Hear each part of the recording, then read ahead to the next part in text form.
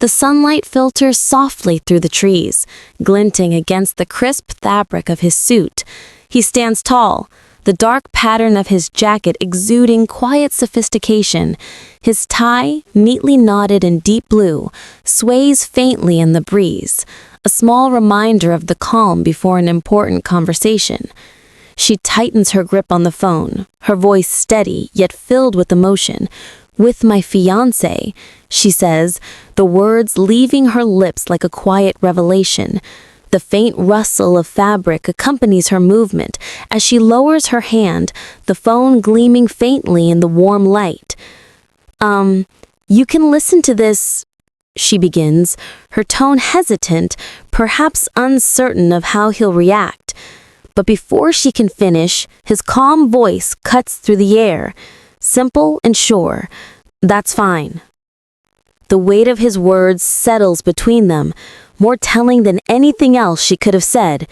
For a brief moment, the world seems to hold its breath. He steps closer, his tall frame casting a gentle shadow over her. Their eyes meet, hers uncertain, his unreadable. The soft sound of a pat breaks the silence as he reassures her wordlessly, his touch both grounding and distant. In her hand, the phone feels heavier than ever. They stand facing each other, the space between them charged with unspoken tension. Her delicate fingers clutch the phone, while his hand, steady and composed, holds a cigarette loosely. The contrast between them, her quiet anxiety and his composed detachment, paints a picture of two hearts caught between duty and desire, framed by the soft light of an early afternoon. Her eyes widen slightly, surprise flickering across her face as his words hit her with unexpected bluntness. "Why waste my time listening to something that'll put me in a foul mood?" he says coolly, his gaze steady and unyielding. The warmth in the afternoon light contrasts with the cold distance in his tone, and for a moment, she's at a loss for words. Her lips part, but nothing comes out. The sunlight catches on her hair, highlighting the soft red hues as she lowers her gaze. Her voice trembles just a little. "But..." The single word hangs in the air, fragile and uncertain, like she's trying to reach him but doesn't quite know how. The distance between them feels heavier than ever. He tilts his head slightly, his expression unreadable. The quiet hum of the garden surrounds them, a faint breeze stirring the leaves. "Ah," he murmurs, almost to himself as if realizing something he hadn't noticed before. His eyes soften, just barely, betraying the flicker of thought beneath this calm exterior. Her eyes meet his, round and shimmering with confusion. She doesn't speak, but her flushed cheeks and quickened breath give her away. She's flustered, he thinks, watching her reaction carefully. The realization makes something stir in him. Amusement, perhaps, or curiosity, though he hides it behind his composed expression. Breaking the silence, his voice returns to that steady, composed tone she's come to know so well. "Are you finished?" he asks casually, glancing at her. "I'm going to have a quick smoke before I head back." She blinks, startled by the sudden shift in conversation. The moment of vulnerability vanishes as easily as it came, replaced once again by the effortless confidence that seems to surround him. The two stand close, their figures framed by the soft, golden light of dusk. His hand slips into his pocket with practiced ease, the faint glint of a cigarette between his fingers. She doesn't move away. Instead, her gaze lingers on him, searching for something unspoken. The space between them feels delicate, almost fragile, as if a single word could shatter the moment entirely. He exhales slowly, his expression calm, but his words carrying a quiet sting. "Nayang is having an affair." The cigarette burns gently between his fingers, a thin trail of smoke rising into the air. His tone is detached, as though he's talking about someone else's misfortune, not his own. Her response comes quickly, almost instinctively. "You already said that." The words are simple, but they cut through the silence, grounding them both in the reality they've been trying to avoid. It's not just repetition, it's the ache of a truth neither of them knows how to handle. A brief pause follows before she tries again, a hint of frustration creeping into her voice. So shouldn't we plan revenge? But he interrupts, his expression unreadable, the faintest smirk tugging at his lips. Revenge is only fueled by emotions, isn't it? His words hang in the air like smoke, blurring the line between apathy and self-control. She looks at him, confusion and disbelief flickering in her eyes. But you love Nayang. He chuckles softly, though there's no real amusement in it. If I gave you that impression, perhaps I chose the wrong career. His tone is casual, almost mocking, yet there's something better beneath it. I should have been an actor instead. The sunset paints the sky in shades of red and gold, but between them, the air feels colder than ever. She stands still, her thoughts echoing louder than the fading sound of their conversation. I had a feeling he was uninterested, she admits to herself, but not to this extent. A small sigh escapes her lips as her expression tightens.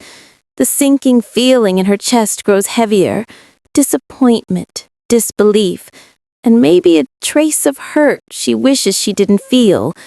The golden light behind her seems almost mocking, too warm for a moment this cold. His tone remains as calm and collected as ever, unbothered by the emotions stirring within her. If you're done talking, let's end our conversation here. He speaks as if this were nothing more than a business exchange, his hand casually rummaging through his pocket. The cigarette between his fingers gleams faintly under the sunlight, a symbol of detachment, of quiet indifference that cuts deeper than any harsh word could. Her breath catches for a moment. It's a small sound, almost inaudible, but it carries the weight of shock and pain. She watches him, unable to find the right words. His movements are fluid, almost graceful as he prepares to light his cigarette, completely unfazed by her reaction. It was fun for what it was, he says simply. The words fall like ashes, light, effortless, it devastatingly final. He taps the edge of the cigarette against the box, the faint tap echoing in the quiet air. The gesture is neat, habitual, just another routine for him, even as her world feels like it's coming apart. He exhales softly, tucking the cigarette away with practiced ease. Well then, I'll be going. No hesitation, no backward glance, just those parting words, spoken with the same calm detachment as before. She stands there, frozen, watching him leave.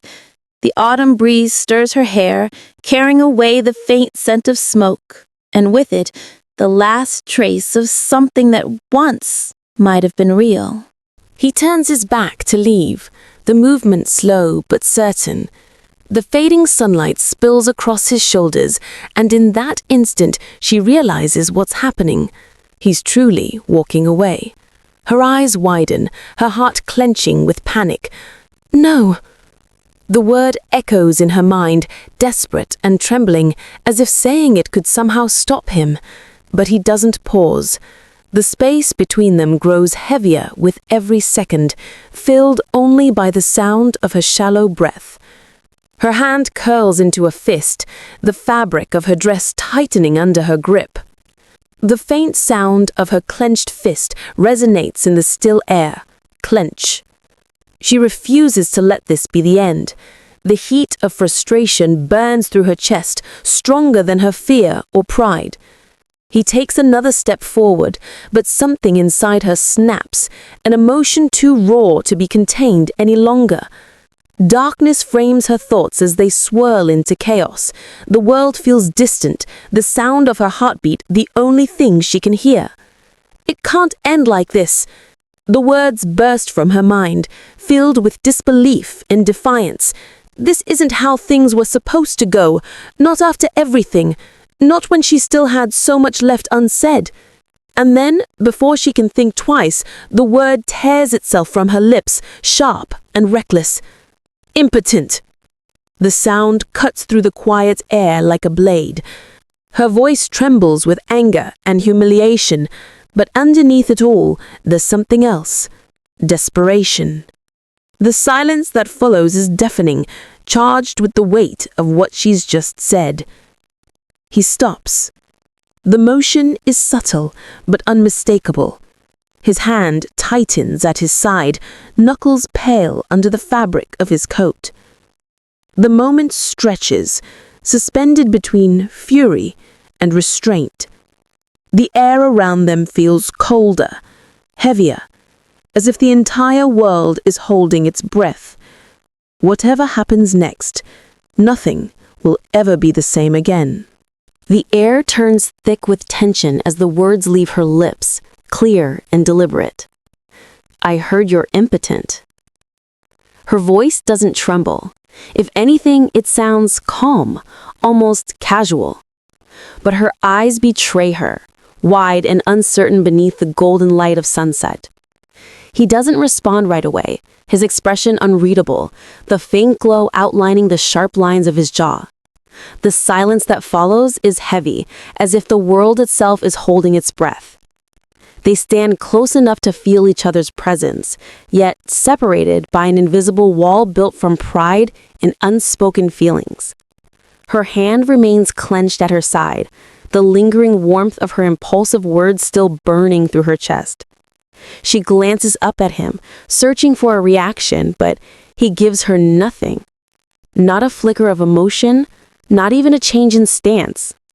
That's what Nayong said, she continues, her tone soft but edged with intent. The name slips from her mouth like a calculated strike. There's a faint curve to her lips, a nervous smile, or perhaps one of satisfaction as she watches for even the slightest crack in his composure. Inside, her heart pounds. A spark of realization flickers in her eyes. This might work. The thought rings loud in her mind as she steadies her breath. For the first time, she feels a shift, however small, in the unyielding air between them. Maybe, just maybe, she's finally found a way to get under his skin. His voice finally cuts through the silence, low and steady. That she doesn't like you because you're impotent. The words sting, not because of what he says, but because of the calmness with which he says them. The faint light of dusk reflects in his eyes, cold and distant. She wanted to provoke him, but now, faced with that icy composure, she isn't sure if she succeeded or made a mistake she can't take back.